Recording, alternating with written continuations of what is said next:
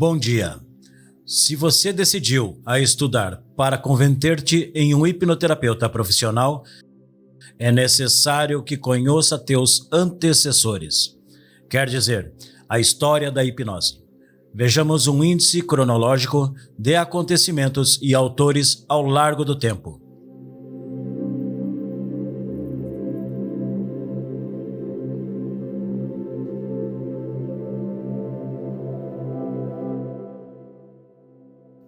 Começaremos vendo a evolução histórica do estudo da sugestão e sugestionabilidade e hipnoses. Começando pela hipnose na antiguidade. As estratégias hipnóticas nas culturas tribais. Vestígios da hipnose em grandes culturas da antiguidade, em concreto, os templos do sono. A sugestão e a persuasão na Grécia clássica.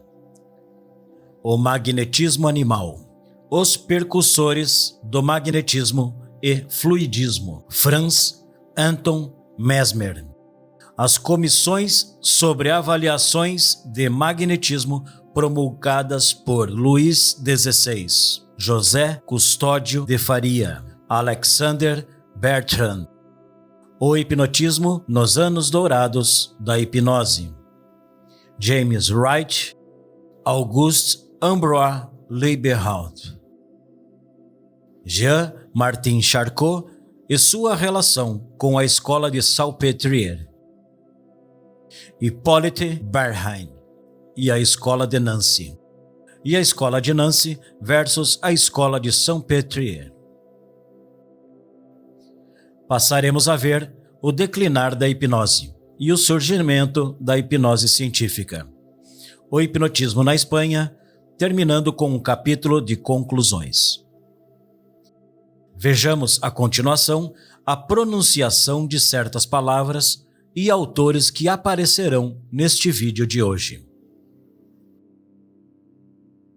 Salpêtrière, Philippus Theophrastus, Belle Époque, Auguste Ambroise Lieberhardt, Hippolyte Bernheim, Epodé, Physanos, Sophrosine, La Fontaine, Vigilant Phénoména, Étienne Félix Denis, Porte Saint-Vincent, Charles Richet, Paul Janet, Wilhelm Wundt, International Society for Clinical and Experimental Hypnosis, American Society of Clinical Hypnosis, Journal of Clinical and Experimental Hypnosis, American Journal of Clinical Hypnosis, American Medical Association,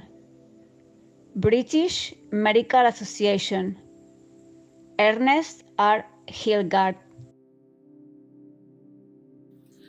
Evolução histórica do estudo da sugestão, sugestionabilidade e hipnose.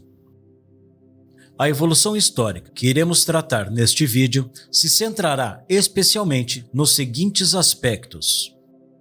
Trataremos de correlacionar sempre e quando seja possível os términos de sugestão, sugestionabilidade e hipnose.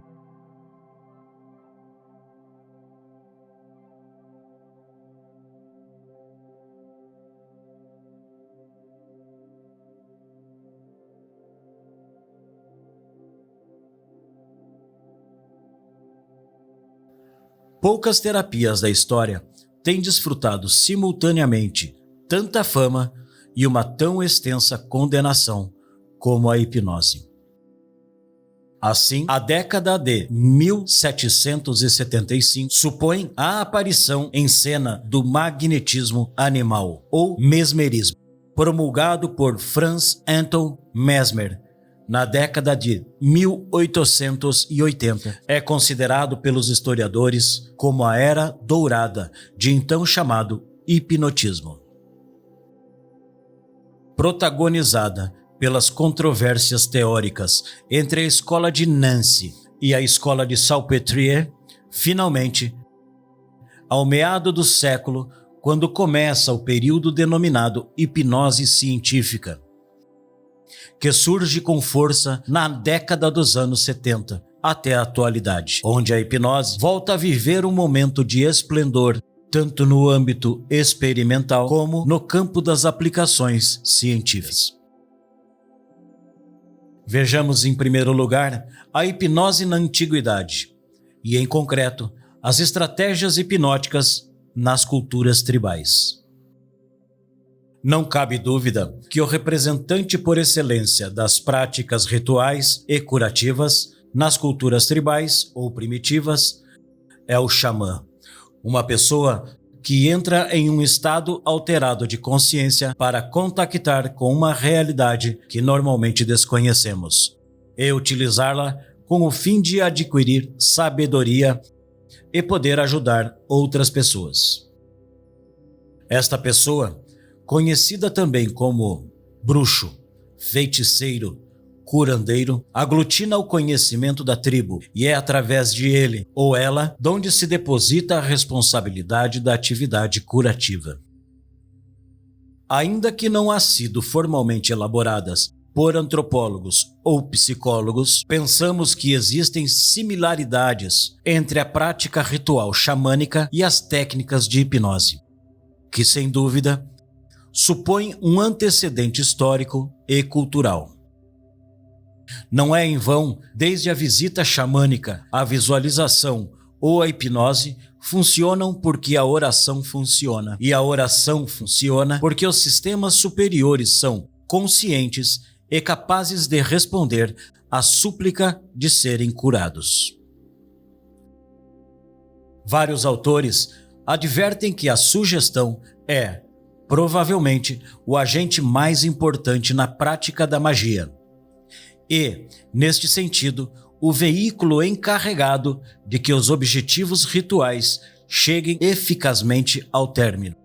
Um procedimento mágico pode alcançar seu objetivo porque o indivíduo submetido crê firmemente em sua eficácia. O mago crê igualmente em seu próprio poder e a comunidade tribal de referência crê na existência e eficácia dos procedimentos mágicos xamânicos. Vestígios da hipnose nas grandes culturas da antiguidade, nos templos do sono. A hipnose não começou com Mesmer, e sim com as primeiras tentativas dos antigos sacerdotes e curandeiros por compreender e produzir alterações neles mesmos e no mundo que os rodeava.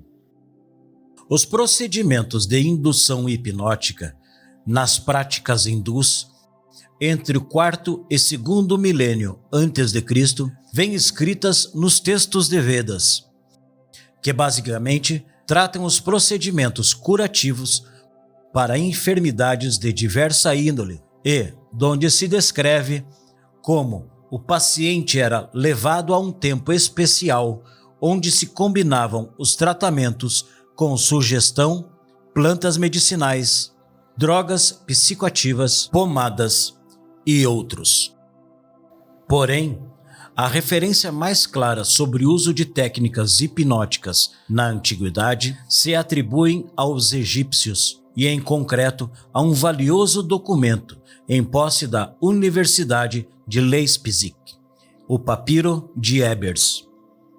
Tal documento, que consta de 110 páginas e está datado em 1534 a.C., na época do faraó Amenhotep, se expõe toda uma série de remédios, salmos e prescrições que alcançam os 3.500 anos de antiguidade. Assim como os rituais em Vedas, se entrelaça o uso da sugestão, imposição das mãos, plantas psicoativas e medicinais. E ainda, outro lado histórico a favor do começo das técnicas de indução hipnótica nos templos dos egípcios é a proliferação dos templos do sono, que também se implantarão na Grécia e em Roma. Os templos do sonho eram recintos consagrados, principalmente aos deuses Ísis e Serapis, que fizeram sua aparição no século V a.C. e estavam situados ao largo do rio Nilo. Nesses ditos templos, após um período de sono de 9 dias, era suposto que Ísis se revelava ao paciente, oferecendo-lhe o diagnóstico e tratamento para sua dor depois de que o enfermo havia sido induzido. Infelizmente, apenas possuímos referências parciais das técnicas empregadas para a indução do sono nos templos sagrados. É muito possível que tanto os egípcios como os gregos conheciam bem o uso da sugestão e da hipnose em combinação com a administração de altas doses de substâncias de caráter psicoativo, como a cannabis sativa e o ópio. Definitivamente, é provável que, combinando o relaxamento com a sugestão e o uso de diversas drogas, os sacerdotes egípcios e gregos conseguissem que seus pacientes fossem mais vulneráveis ao câmbio cognitivo e, em consequência, poderiam surgir novas formas diferentes de afrontar e resolver os problemas emocionais através da comunicação com os deuses. Finalmente, as técnicas utilizadas nos templos do sono do Egito, Grécia e Roma possuem estreitas coincidências com a forma de indução do magnetismo mesmeriano. Imposição das mãos, utilização de objetos magnéticos, uso da água especialmente preparada, fixação da atenção visual e o uso de salmos rítmicos com diversas formas de música. A sugestão e a persuasão na Grécia clássica. No entanto, como temos visto, os gregos herdaram a tradição dos templos do sono dos egípcios. Também desenvolveram sistemas terapêuticos mais formais e rigorosos. A Grécia clássica nos oferece múltiplos exemplos do que provavelmente seja a primeira metodologia escrita sobre o uso do que chamamos na atualidade de técnicas cognitivas através dos escritos de Sócrates, Platão e Aristóteles. Platão, considerado o inventor de uma psicoterapia verbal promulgada ao uso de epodê, em Salmo Mágico, mediante na qual se promovia a crença e motivação pela cura e logo, pitanos, o discurso persuasivo que através de argumentos racionais e credíveis aliviava consideravelmente as dores humanas, facilitando um estado de harmonização ou sofrosine. Aristóteles, em sua retórica, realiza uma exaustiva análise de todos os componentes do processo persuasivo, resultando particularmente interessante sua aplicação ao campo das emoções. Para começar, se refere a elas como paixões e as define como aquilo pelo que os homens mudam e diferem para julgar, a quais seguem a pena, o prazer, tais como a ira, a compaixão, o temor e as demais semelhantes e seus contrários. O magnetismo animal, os precursores do magnetismo e o fluidismo. Durante a Idade Moderna, de 1500 a 1700, existiram uma série de personagens que abordaram e utilizaram das técnicas de hipnose ou procedimentos similares em suas atividades. Um dos exemplos mais claros foi conhecido Paracelso, 1493 a 1541. Este médico, filósofo e cabalista do Renascimento foi um dos primeiros a assinalar as bases teóricas do que posteriormente planteariam os mesmeristas, no século XVIII.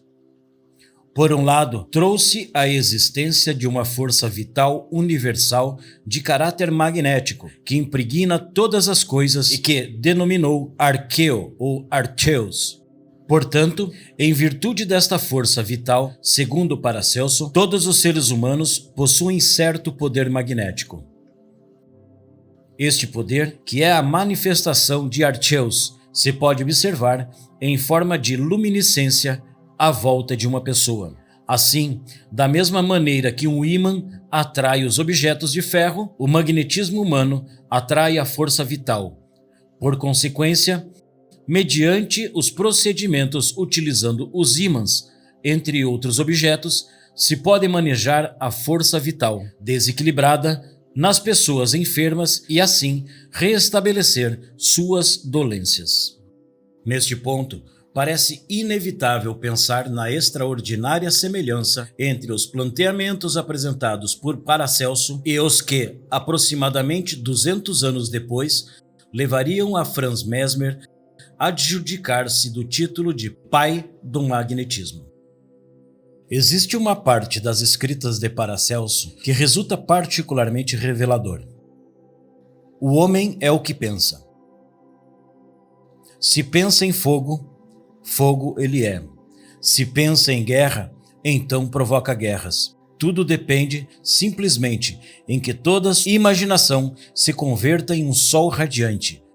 Em definitivo, os séculos XVI e XVII supuseram um caldo de cultivo de ideias para que, nos anos seguintes, cristalizassem na figura de Franz Anton Mesmer, o fenômeno do magnetismo animal ou mesmerismo. Franz Anton Mesmer, 1734-1815. Assim, a concepção fundamental, que como base é o tratamento magnético ou mesmérico, é que todos os corpos celestes têm uma tendência recíproca de atração, que está em razão de sua massa e sua distância. Esta reação exerce mais diretamente entre os pontos da superfície que se enfrentam. Há uma lei constante na natureza, que é a lei da influência mútua de todos os corpos, que se exerce sobre todas as suas partes constitutivas e sobre suas propriedades. Esta influência recíproca, as relações entre todos os corpos, formam o que se chama magnetismo. Esta influência recíproca, também denominada fluido universal, é o que determina o funcionamento dos organismos animados e inanimados. Com respeito ao homem, sua saúde ou enfermidade, depende de si este fluido se encontrar equilibrado ou não. Em concreto, apenas há uma enfermidade e somente um remédio. A perfeita harmonia de órgãos e funções constitui a saúde. A enfermidade é a alteração desta harmonia. A curação consiste, pois, ao restabelecer a harmonia quebrada, o remédio em geral e a aplicação do magnetismo pelos meios indicados, mas, a julgar pelos critérios de Mesmer, o magnetismo não só representa um método de curação, e sim uma condição temporal do indivíduo, já que um corpo em situação de harmonia é insensível ao magnetismo, tendo em vista que a harmonia estabelecida não varia com a aplicação de uma ação uniforme geral. Outro ponto. Pelo contrário, um corpo que ha perdido a harmonia e ainda que ordinário não seja sensível ao magnetismo, o que é, nesta ocasião, porque a proporção aumenta pela aplicação magnética. O sistema conceitual de Mesmer se fundamenta em 4 princípios básicos. 1. Existe um fluido físico sutil que enche o universo e forma um meio de união entre o homem e a terra e os corpos celestiais, e também entre o homem e o homem. 2. A enfermidade se origina pela desigualdade distribuída deste fluido no organismo humano. 3. A recuperação é alcançada quando se restaura o equilíbrio. E 4. Desta maneira, se pode provocar crise nos pacientes e curar as enfermidades. Passemos a falar sobre as comissões de avaliação do magnetismo promulgada por Luís XVI. O magnetismo animal se propagou rapidamente entre a classe média da época, produzindo um verdadeiro furor entre o público que acudia de todos os lugares da França para ser tratados pelo médico austríaco. Em geral, o magnetismo animal transpassou as fronteiras e as barreiras científico-médicas para converter-se em um fenômeno sociocultural de grande calado. A crescente forma de Mesmer e de seu método levou ao monarca francês Luís XVI a pedir uma comissão dos mais reputados científicos da época, para que elaborassem um uniforme sobre a veracidade dos postulados mesméricos. Após vários estudos realizados sobre as práticas mesméricas, foi publicado informes definitivos em agosto de 1784. Ambos informes falavam em contra da concepção magnética da curação. O resultado final é que os informes solicitados por Luís XVI plantearam algumas explicações alternativas à teoria do magnetismo animal. Uma delas é que muitas pessoas acudiam a elas como uma forma de entretenimento. Outras como último recurso para suas dolências. Em qualquer caso, é muito provável que as expectativas sobre os afetos curativos destas teriam um papel primordial nos resultados obtidos posteriormente. Finalmente, o informe se dedica especialmente a analisar a relação terapeuta-paciente. Assim, parece que, durante as sessões, se produzia uma relação interpessoal muito estreita, na qual o contato físico e verbal eram preponderantes, razão pela qual o comitê científico e acadêmico negou essas práticas, argumentando que afetavam gravemente a moralidade. Não satisfeito, independentemente das qualificações morais, é evidente que, durante as sessões magnéticas, o operador utilizava frequentemente a sugestão verbal e não verbal, o que, sem dúvida, nos leva a obter o fenômeno desde outro ponto de vista. Assim, esta visão alternativa do magnetismo como uma emanação de forças divinas ou universais, e sim como uma influência de uma pessoa sobre outra, teve também sua representação nos finais do século XVIII. José Custódio de Faria, conhecido como o Abade Faria, 1756-1819. Ainda que as conclusões do Comitê de Científicos do Rei Luís XVI influíram notavelmente sobre a verossimilidade dos planteamentos mesméricos, ao nosso ver, a visão alternativa ao magnetismo animal mais destacável da época foi a defendida por José Custódio de Faria, o Abade Faria. Contemporânea de Mesmer, é uma das figuras mais desconhecidas da história da hipnose. Tomou a precaução de fazer dormir em suas sessões seus pacientes, tocando-lhes na parte da cabeça, ou osso frontal e a base do nariz. Demonstra a experiência que uma ligeira pressão em tais partes, onde o sangue é extraordinariamente líquido, provoca quase sempre uma concentração suficiente para a abstração dos sentidos. Podem obter-se algumas conclusões interessantes de seus escritos.